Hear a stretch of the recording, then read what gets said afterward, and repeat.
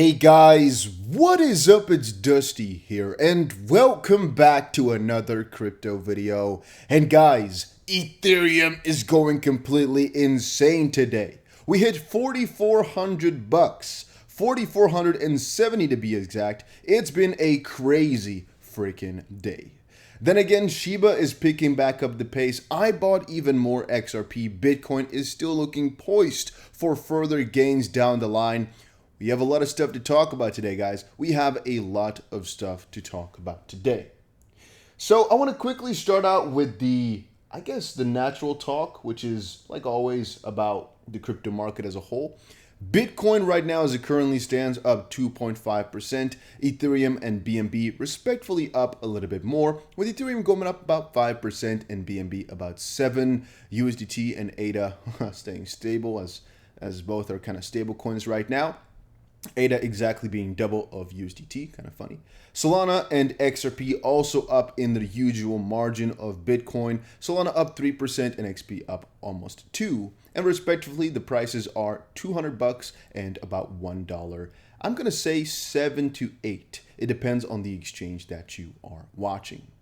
To expand on that a little bit, as I've said at the start of the video, Shiba Inu is looking pretty damn nice. The price right now is still at about the same level which it was yesterday, but like I was telling you guys about making a higher low, well, we actually did that. However, the low was a little bit lower than I expected and anticipated upon. Right now, there's a clear trend that's basically formed in the Shiba Inu price, and it's looking pretty damn juicy if you ask me. Now, will this or does this mean, in my own opinion, that you should buy like crazy right now? No, but it does show us that the price is still, theoretically speaking, going exponential, as you can still draw a line that goes a little bit along the lines of this through it. And I do wonder if we're going to see another spike towards the upside, basically bouncing from this line very soon here in the next couple of hours. Could be interesting. Then again, we've also noticed now that it's not decided by Bitcoin.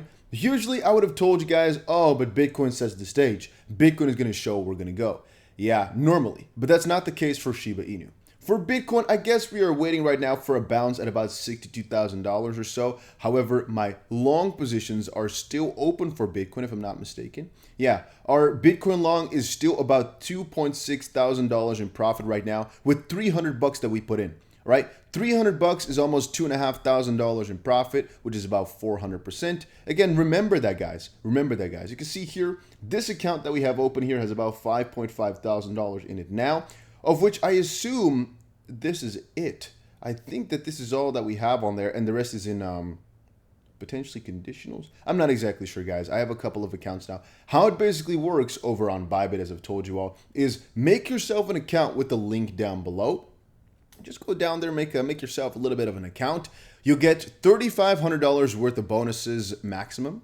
However, there's another 1,000 bonus that you can get for, I think, the next 2 days. And there's a special DustDBC bonus, which is 10 BIT the first time you make a trade. So that's basically 25 bucks for completely free. It's only for the next couple of days, though, and it's only for maximum, I think, 50 people more. So sign up now. A link is down below.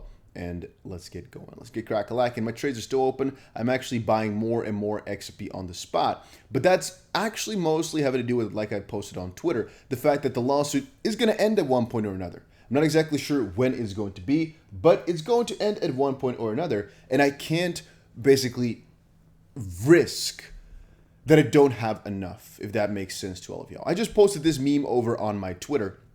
When you give up and finally sell your XRP the day before the Ripple v SEC lawsuit ends, and it's actually something that's a little bit more true than people actually realize right now.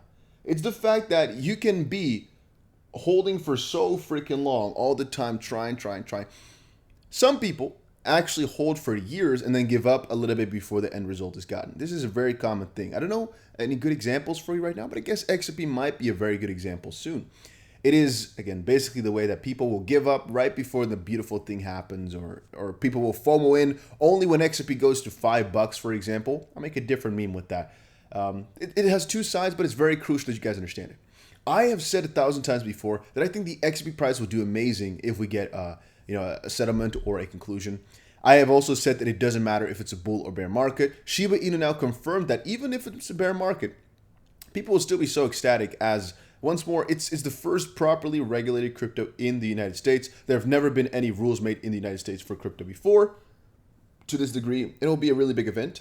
But then also, of course, just FOMO generally, right? So it doesn't matter if it's bull or bear market. People will FOMO in like crazy anyway, regardless of what the market conditions are. It's something you should really understand. And to come back on the meme, yeah, it's just persistence, basically. If you've committed now and you've bought, that's me. I'm sticking with it to the bitter end. I could give up and try again or some stuff like that. No. I mean, I've committed now. I've bought in now. I'm sticking with it to the bitter end because I'm not going to give up halfway. If I really didn't, want to, basically, or something along those lines, then I shouldn't have gotten into it at all. But now that I'm into it, I'm sticking with it. If you guys understand my drift. I'm not going to quit halfway there. We're halfway there. All right, moving on. John Deaton just shared something over on his Twitter just now. Let me see the timestamp. I'm still doing my best with these timestamp, guys. I really try. All right, John Deaton. We are taking the fight to Congress as well. When I started crypto law, the goal was to help the individual investor. Many of you in the US have asked how you can make yourself heard in the Congress. Today I've launched a new feature on crypto law. It's called Connect to Congress. It's a quick and easy tool to identify your 2 senators and 1 representative, and to write and send messages to them. I recommend every US XRP holder to send a message today introducing yourself to the lawmakers. Let them know who you are, that you care a lot about crypto policy, and you're against regulation by enforcement by the SEC. It's time for Congress to step in and set clear rules. Let them know you'll be in regular contact with them about this from now on. It's up to us. I think that's actually a really beautiful thing. I didn't really understand the US system in terms of Congress like that until he explained it. And right now, all I can say is that if you are in the US and you do want to make a difference, potentially try this out. At least look into it and think about it. I don't really know if there's any negative sides to it. All right, I don't know. But then again, I'm also not available for this because I'm not in the US. But you do your own research. At least now it's a possibility for you to potentially make even more of a change. So there you go, right? Yeah, a lot of people were asking for that in the comment section. Having said that, if you are enjoying these videos, you guys already know, right? Make sure you press that like button as it helps the video perform just a little bit better in the YouTube algorithm. Puts a smile on this face. And most likely does something else good, which I can't even think of right now. You see, that's how low-key this stuff is. But still, it's good stuff, though. All right, it's the juice. It's the Jamba juice. Actually, guys, put in the comment section down below since when you've been following the channel. Let me know in the comment section, like what month of what year, or just what year is fine. Tig XRP says, shouting from the top of a mountain here. All right, if you are, I'll put a timestamp in to quickly make sure I understand that you were.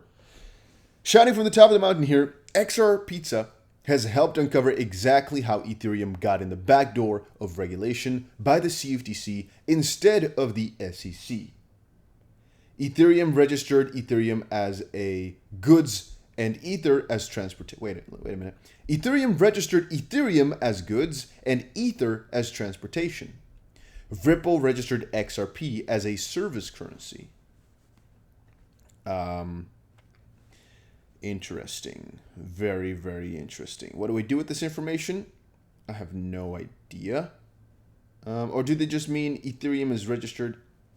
Computer software platforms for developing, building, and operating distributed applications. International class. Scientific or whatever. Checking, life-saving.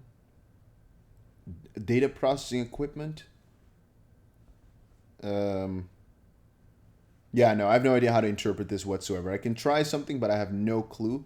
It just, as far as I read now, it says computer software platforms for developing, building, and operating distributed applications, which is definitely what Ethereum does in the the brief version. And then XRP.